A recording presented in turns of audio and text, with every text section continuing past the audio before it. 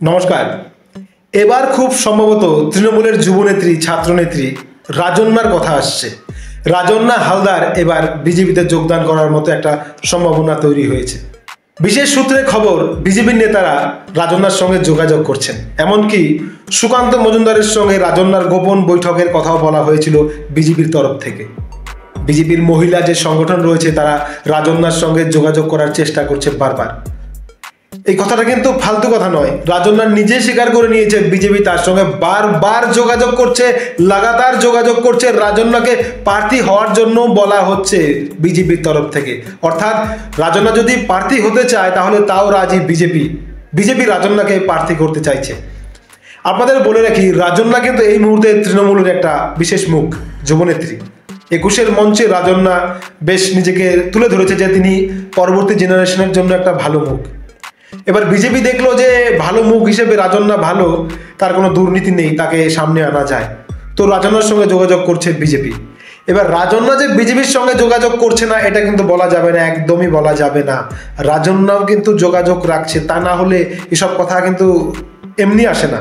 রাজন্যাও কিন্তু বিজেপির সঙ্গে তলে তলে যোগাযোগ রাখছে, ডুবে ডুবে জল খাচ্ছে রাজন্যা। বিজেপিতে যাওয়ার জন্য নিশ্চয়ই কোনো ইনফরমেশন পাঠিয়েছিল বিজেপির কাছে, তা না হলে বিজেপি তো এমনি এমনি আসবে না রাজন্যার কাছে। কারণ রাজন্যা একজন তৃণমূলের যুবনেত্রী, তার কাছে বিজেপি কেন যাবে? নিশ্চয়ই কোনো কিছু হয়েছে।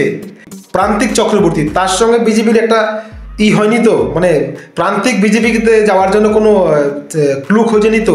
দেখুন ভাই, একটা পরিষ্কার বিষয় আপনাদের জানিয়ে রাখি, এই মুহূর্তে তৃণমূল কংগ্রেসটা ডুবছে। সেই ডুবো জাহাজে কে থাকবে ভাই? রাজন্যা এই মুহূর্তে একটা ভালো মুখ, তার কোনো দুর্নীতি নেই, সে তো বিজেপিতে যাইতে চাইবেই। আর চেষ্টা করেছে, আমার যতদূর সম্ভব রাজন্যাই চেষ্টা করেছিল বিজেপিতে যাওয়ার জন্য। রাজন্যা হয় চেষ্টা করেছিল, তা না হলে বিজেপি চেষ্টা করছে, কেউ না কেউ চেষ্টা করছে। তবে চেষ্টা হচ্ছে, রাজন্যাকে প্রার্থী করতে প্রস্তুত বিজেপি। যদি তাই হয় তাহলে তৃণমূলের মধ্যে ভালো মুখ বলতে আর কেউ থাকবে না। কারণ রাজন্যা এই যথেষ্টই স্পষ্ট মুখ। রাজন্যা হালদার কোনো দুর্নীতি নেই, যুবনেত্রী, সামনের দিনে তাদেরকে দরকার, যুবনেতাদের দরকার। তো এখন দেখা যাক এই হ্যাঁ নার মাঝখানে রাজন্যা বিজেপিতে যায় কিনা। কিন্তু একটা কিছু হয়েছে, কিন্তু হয়তো যাবেই রাজন্যা বিজেপিতে। মানে কি বলবো, আর অনেক কিছুই হতে পারে ভাই। লোকসভার প্রার্থী করা হবে, সেই লোভে তো যেতেই পারে। লোভ বলুন আর যাই বলুন, আমি তো লোভ বলে দিলাম। আর এদিকে তৃণমূল এবার রাজন্যাকে যদি প্রার্থী না করে তাহলে রাজন্যা কিন্তু বিজেপির প্রার্থী হয়ে যাবে। এরকম একটা পরিস্থিতি তৈরি হয়ে গেছে ইতিমধ্যে। তো যাই হোক, এই মুহূর্তে রাজন্যা হালদার মানে বিষয়টা নিয়ে বেশ রাজনীতির টলমলে অবস্থায় রয়েছে। তবে রাজন্যা হয়তো বিজেপিতে যেতে পারে খুব শীঘ্রই, যদি তৃণমূল তাকে প্রার্থী না করে। খবর ভালো লাগলে সাবস্ক্রাইব, লাইক, শেয়ার করবেন। জয় হিন্দ।